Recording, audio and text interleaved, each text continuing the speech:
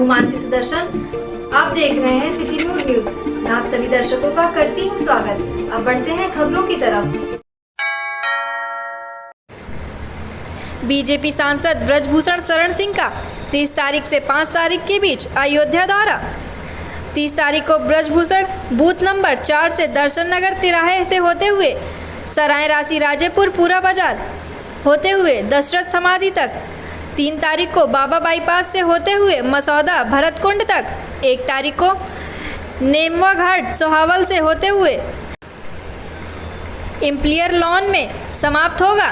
3 तारीख को नया घाट से होते हुए टेढ़ी बाजार चौराहा बेनीगंज साहबगंज रीढ़गंज चौक रिकाबगंज होते हुए कचहरी होते हुए गुदली बाजार तक जाएगा। 4 तारीख को सरयू आरती अयोध्या जी की शाम 6 बजे। 5 तारीख को योगी जी के जन्मदिन के उपलब्ध में तुलसी उद्यान अयोध्या में 48 किलोग्राम का लड्डू काट के जन्मदिन मनाने के बाद अयोध्या दर्शन करेंगे। उत्तर प्रदेश राज्य कर्मचारी महासंघ व अखिल भारतीय राज्य सरकार कर्मचारी महासंघ के प्रांतीय आह्वान पर शनिवार को कर्मचारियों से जुड़े विभिन्न मांगों को लेकर मुख्यमंत्री को संबोधित करते हुए एक ज्ञापन मजिस्ट्रेट को सौंपा गया। कामरेड शैलेश प्रताप सिंह ने बताया कि हमारी प्रमुख मांगे नई पेंशन व्यवस्था समाप्त कर पुरानी व्यवस्था लागू करना, प्रदेश में रिक्त सभी शासकीय पदों पर नियमित नियुक्ति करना, कोविड काल में रोके गए महंगाई भत्ते जिनकी कटौती की गई तत्काल देना, संविदा डेली वेजेज आउटसोर्सिंग पर कार्यरत कर्मचारियों को नियमित करना तथा भविष्य में इस प्रकार की भर्तियां बंद करने, चतुर्थी श्रेणी कर्मचारियों के पदों पर पुनर्जीवित करने, दैनिक वेतन तथा वर्क चार्ज कर्मचारी जिन्हें नियमित करना है उन्हें पुरानी सेवाओं को जोड़ते हुए पेंशन का लाभ दिया जाए। केंद्र के दर पर मकान किराया भत्ता, संतान शिक्षा एवं परिवहन भत्ता स्वीकृति किए जाने तथा लिपिक संवर्ग के कर्मचारियों को सचिवालय के समान न्यूनतम ग्रेड 2800 नियत किया जाने की मांग शामिल है। महासंघ की तरफ से कर्मचारियों की समस्याओं को लेकर माननीय मुख्यमंत्री महोदय को 9 सूत्रीय मांग पत्र सौंप रहे हैं। आज कर्मचारियों की तरफ से हम मांग करते हैं कि नई पेंशन व्यवस्था को रद्द कर पुरानी पेंशन व्यवस्था लागू किया जाए। जितने भी संविदा आउटसोर्सिंग की भर्तियां की गई हैं इनको नियमित की जाएं, भविष्य में दोबारा ऐसी भर्ती न की जाए कभी। यही हमारी 9 सूत्रीय मांग पत्र है और मैं उम्मीद करता हूं कि मुख्यमंत्री महोदय इस पर ध्यान देंगे और खासकर पुरानी पेंशन को तुरंत तत्काल प्रभाव से बहाल करेंगे। ज्ञापन हमने सिटी मजिस्ट्रेट साहब को सौंपा है अभी मुख्यमंत्री साहब के लिए। मेरा नाम शैलेंद्र प्रताप सिंह, राज्य कार्यकारिणी सदस्य एटक। अयोध्या जनपद के उत्तर प्रदेश जल निगम कार्यालय के प्रांगण में उत्तर प्रदेश जल निगम जल संस्था मजदूर यूनियन के जिला अध्यक्ष रामतिलक वर्मा के नेतृत्व में अपनी मांगों को लेकर विशाल धरना प्रदर्शन किया गया। इनकी मुख्य मांगे नगर निगम के कार्यभार ग्रहण कर चुके कर्मचारियों के वेतन का भुगतान शीघ्र किए जाने आदि समस्या रही। श्याम नारायण शुक्ला ने कहा कि जब तक हमारी मांगे पूरी नहीं होंगी यह आंदोलन जारी रहेगा। ऑफिस के गंदगी के मुद्दे पर जल्द ही सफाई नहीं होती है। जब इस मुद्दे को लेकर जल निगम के अधिशासी अभियंता ई महेंद्र कुमार ने बताया कि इनकी मांगों को लेकर ऊपर तक पहुंचाया जाएगा। गंदगी के मुद्दे पर कहा कि नगर निगम के सफाई कर्मचारियों की कमी है। इस धरने पर मुख्य रूप से कृष्ण कुमार मिश्रा, सूर्यकरण तिवारी, नंदलाल, रामतिलक, डीके पांडे के साथ उत्तर प्रदेश जल निगम जल संस्था मजदूर यूनियन के पदाधिकारियों के साथ कार्यकर्ता भी शामिल रहे। कार्यक्रम हम लोग लगाए हुए हैं, अपनी 5 सूत्रीय मांग है। चलिए ठीक, 4-5 दिनों से आप धरने बैठे हुए हैं और ऐसे में जहाँ बैठे हो आप, ये आपका ऑफिस जल निगम का जी, और यहाँ पर जो इतनी गंदगी है, कूड़े का आडंबर लगा है, तो कैसे आप बैठे हो बदबू में? अब बदबू आ रहा है, हम लोग बैठे हुए हैं, क्या करें। अंदर वो तालाब लगा दिए हैं बैठने के लिए, हम लोग बैठ नहीं सकते हैं और अगर ना बैठे तो कहाँ बैठने की कोई व्यवस्था नहीं है। कभी सफाई होती नहीं होती यहाँ पर? और सफाई कभी कभार हो जाती है, फिलहाल तो अभी सफाई नहीं हुई ये कूड़ा कब से आप देख रहे हैं यहाँ पर? ये जब से हम लोग यहाँ धरने चौथा दिन चल रहा है, चौथे दिन से धरना कूड़ा लगा हुआ है। ये किसी कमी है? ये यहाँ के सफाई कर्मियों की कमी है और जो है इनको कहना चाहिए कि यहाँ इसको साफ सफाई कर दिया जाए। ये धरना यहाँ पर कब तक चलेगा? ये जब तक हमारी मांग पूरी नहीं हो जाती है तब तक ये धरना अनवरत चलता रहेगा। क्या नाम है आपका? श्यामनारायण शुक्ला, जनपद सचिव, उत्तर प्रदेश जल निगम जल संस्थान मजदूर यूनियन। ये लोग अपना धरना करना बंद करें और जो हमारे स्तर से कार्रवाई चाहते हैं वो हमसे मिल करके बताओ। हम सब चिट्ठी लिखवा लें और बाकी जो अपेक्षित कार्रवाई बिना धन के कोई कार्रवाई नहीं हो पाएगी। चलिए, धरना तो चल रहा है, ठीक है, लेकिन ये बताइए आपके परिसर के बाहर जहाँ ये आपका ऑफिस है, यहाँ पर कूड़े का ढेर लगा हुआ है, आडंबर लगा हुआ है, जबकि गंदगी, और जबकि भारत के प्रधानमंत्री स्वच्छता को लेकर बस तमाम बल दे रहे हैं, तो ऐसे में जो गंदगी बाहर है आपके यहाँ, इसमें क्या कहना आपका है? ये नगर निगम जो है डेली जो है सफाई करता है। हो सकता है कि 2 दिन से ये जल निगम का ऑफिस है जहाँ पीने का पानी की टेस्टिंग होती है, ऐसे में गंदगी रहेगी तो कैसे क्या करेंगे आप? नगर निगम का ये है कि नगर निगम की गाड़ी डेली आती है, मोहल्ले घूमती है, उनको सफाई करना चाहिए। कूड़े के ढेर से लगता है कि यहाँ काफी पुराना कूड़ा लगा है यहाँ पर। हम लोग संपर्क करेंगे, उसके साथ करवा देंगे। क्या मैसेज देना चाहते हैं आप इस कूड़े को ढेर लेके और इनको लेकर के? कूड़े के ढेर को लेकर के ये कहना चाह रहा हूँ कि नगर निगम से मैं अनुरोध करूँगा कि वो सफाई करा दे। क्या नाम आपका है? मेरा नाम महन राम, अक्सर से जनता जल निगम दिल्ली। रामनगरी अयोध्या के रानोपाली क्षेत्र में कॉलोनी में स्थित अनामिका पैलेस का शुभारंभ हो गया। इस मौके पर जानकारी देते हुए पैलेस की संचालिका अनामिका सेठ ने बताया कि हमारे यहाँ ग्राहकों के लिए AC room, non AC room की विशेष सुविधा उपलब्ध है। इसके साथ ही परिवार के जैसा माहौल में रेस्टोरेंट की भी सुविधा उपलब्ध है और यहाँ आने वाले ग्राहकों को अनुभवी कारीगरों द्वारा तैयार किए गए स्वादिष्ट व्यंजनों का लुत्फ उठाने का मौका मिलेगा। अनामिका पैलेस की संचालिका अनामिका सेठ ने अयोध्या फैजाबाद शहर के नागरिकों से एक बार सेवा का अवसर देने की अपील की है। उन्होंने बताया कि इस पैलेस में पूर्णतः वार्तानुकूल माहौल में आने वाले ग्राहकों को रेस्टोरेंट से संबंधित और होटल से संबंधित सभी प्रकार की सुविधाएं उपलब्ध कराई जाएंगी। अनामिका पैलेस के नाम से है, ये रानोपाली के गेट के पास PNB बैंक पड़ता है, उसके बगल से रास्ता अंदर गया है, बस यही अनामिका पैलेस के नाम से। ये ओपनिंग अभी हम लोगों ने कल करवाया है। क्या क्या फैसिलिटी है यहाँ पे? रूम की व्यवस्था है, अच्छे रूम है, अवेलेबल है, एसी रूम है और आपको सारी सुविधाओं सहित है और रेस्टोरेंट है नीचे, यहाँ पे आपके खाने पीने की भी व्यवस्था की गई है, जहाँ पे आप कई वैरायटीज़ के भोजन, स्नैक्स सब इसमें शामिल है। और जो भी यात्रीगण आता है, बाहर से आता है या लोकल होता है, उसके लिए हम लोग एक अच्छी व्यवस्था देने की कोशिश में लगे हुए हैं। हमने ये अनामिका पैलेस का उद्घाटन कल करवाया। ग्राहकों से बस अपील इतनी करना है कि आप लोगों के लिए ही हमने सुविधा खोल करके अनामिका पैलेस रखा है और हम चाहते हैं कि आप लोग यहाँ आएँ, लजीज व्यंजनों का टेस्ट करें और अपने रुकने के लिए व्यवस्था देखें, जिसमें सारी सुसज्जित व्यवस्था है, एसी रूम है, डबल बेड है, टीवी है, सब आप लोगों की व्यवस्था करी गई है।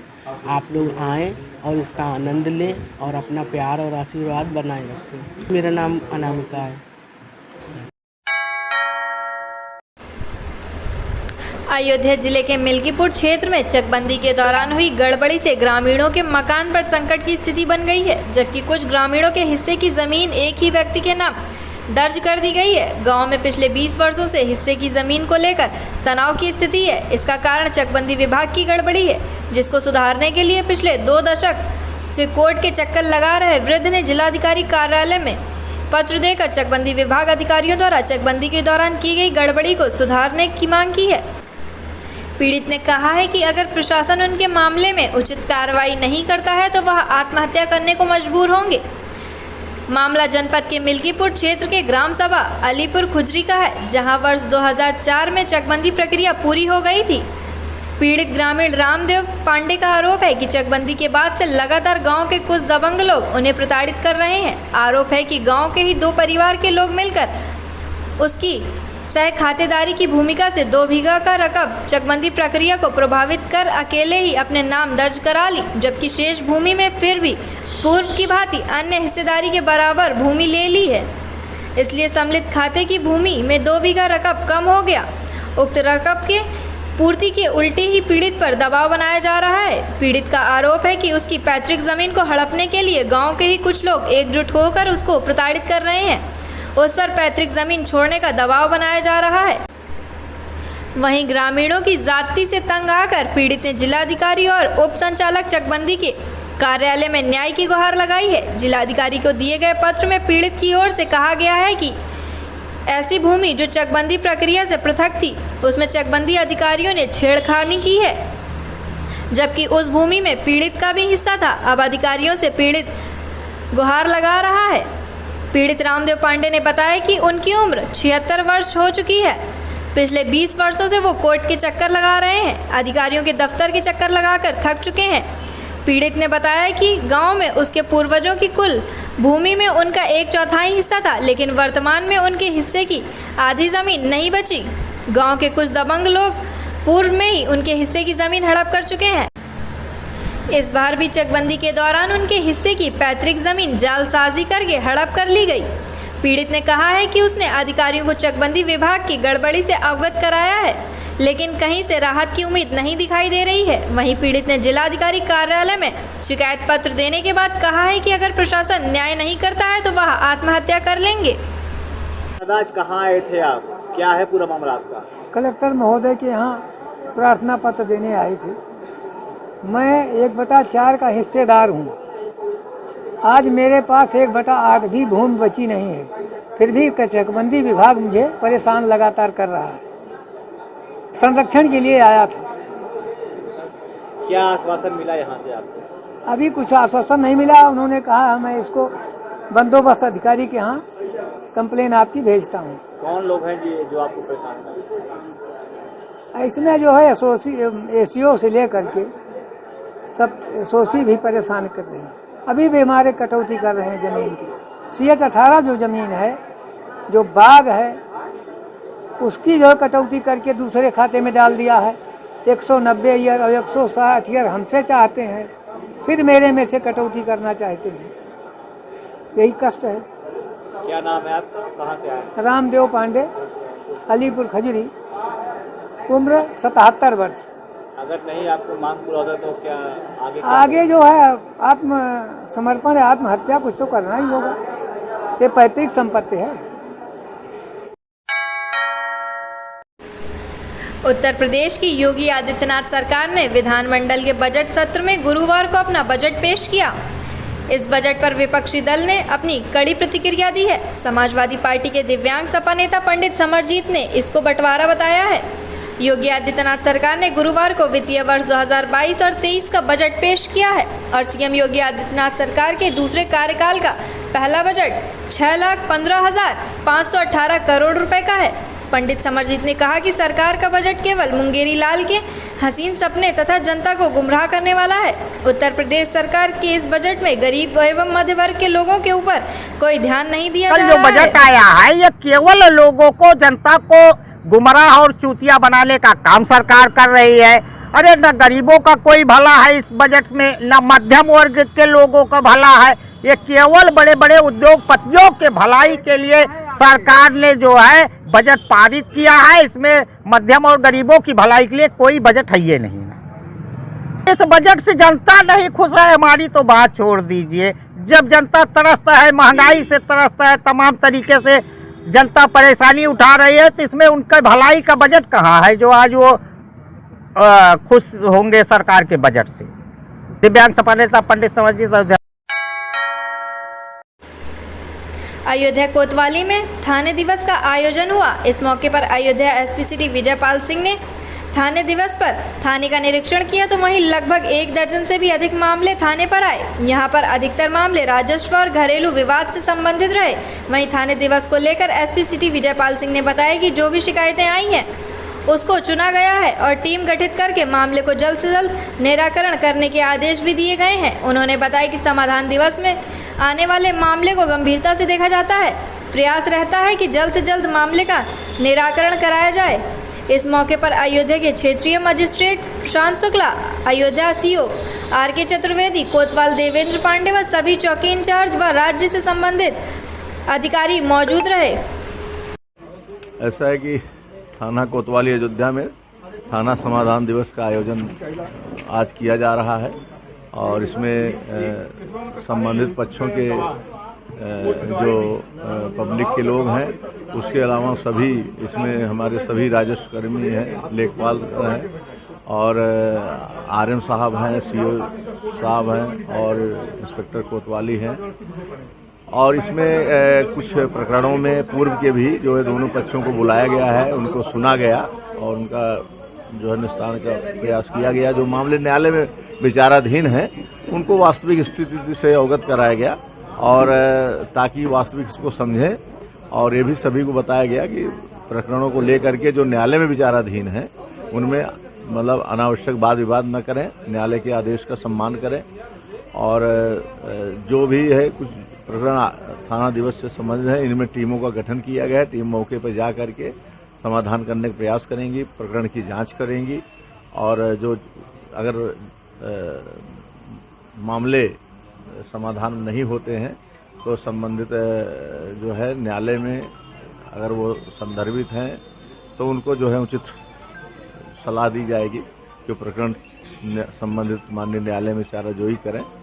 और आवेदक गण हैं उनसे विशेष रूप से हम यहाँ पर बताया गया है और किया भी जा रहा है कि जो भी प्रार्थना पत्र हैं उनमें मोबाइल नंबर अवश्य लिखें ताकि आवेदक से बात करने में, उनसे संपर्क करने में कोई असुविधा ना हो और सुचारू रूप से शांतिमय चल रहा। प्रकरण निस्तारित भी हो रहे हैं और इनको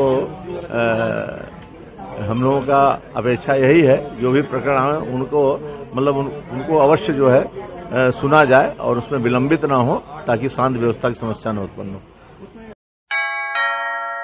भारतीय जनता पार्टी के फायर ब्रांड नेता व पूर्व राज्यसभा सांसद विनय कटियार ने एक बार फिर ज्ञानवापी मस्जिद मामले में बयान से हड़कंप मचा दिया है। दर्शन विनय कटियार ने ज्ञानवापी मस्जिद में मुसलमानों को प्रवेश की अनुमति पर रोक लगाए जाने की मांग उठाई है। साथ ही कहा है कि उस शिवलिंग को क्षति पहुंचाए जाने वाले व्यक्ति के दोनों हाथ काट लेने चाहिए। पूर्व राज्यसभा सांसद विनय कटियार ने कहा कि राम मंदिर को लेकर आंदोलन किया गया और विजय प्राप्त हुई, अब काशी को लेकर जूझ रहे हैं, वहां पर भी विजय प्राप्त हो रही है और अब मथुरा की ओर चलना है, यह सारे स्थान की लड़ाई है। वही कहा कि औरंगजेब ने उस स्थान पर जबरदस्ती कब्जा करके रखा था और मुसलमान वहां पर नमाज पढ़ता ही था और अब ऐसी स्थिति में वहां पर मुसलमानों को प्रवेश करने की भी अनुमति नहीं होनी चाहिए। और कहा कि हम फिर से दोहराना चाहता हूं कि जिस व्यक्ति ने आरी चला दी भगवान के शिवलिंग के ऊपर उसे काट रहा था वह पुलिस की कस्टडी में है, लेकिन सिर्फ इससे कार्य नहीं चलेगा, उसके दोनों हाथ काट लेने चाहिए। तो वही असदुद्दीन ओवैसी को लेकर कहा कि वह पगला गया है और वह कुछ नहीं कर सकता, उसे तो देश से बाहर निकाल देना चाहिए। इजाजत देनी चाहिए? नहीं, मुसलमान तो नमाज पढ़ता ही था, औरंगजेब ने जबरदस्ती कब्जा करके रखा था, बलात् का कब्जा कर लिया था उस आदमी ने। तो ऐसी स्थिति में तो वहाँ पर अब मुसलमानों को प्रवेश करने की भी अनुमति नहीं होनी चाहिए। और मैं फिर दोहराना चाहता हूँ, जिस व्यक्ति ने आरी चला दी भगवान के शिवलिंग के ऊपर, उसको काट रहा था, वो पकड़ा गया है, पुलिस के कस्टडी में है, लेकिन वो कस्टडी से काम नहीं चलेगा, उसके दोनों हाथ काट लेने चाहिए। असदुद्दीन ओवैसी पगला गया है, वो कुछ नहीं कर सकता, उसको तो देश के बाहर निकाल देना चाहिए। आज के लिए बस इतना ही, कल फिर मिलेंगे इसी समय इसी चैनल पर। अब हमें दीजिए इजाजत, नमस्कार।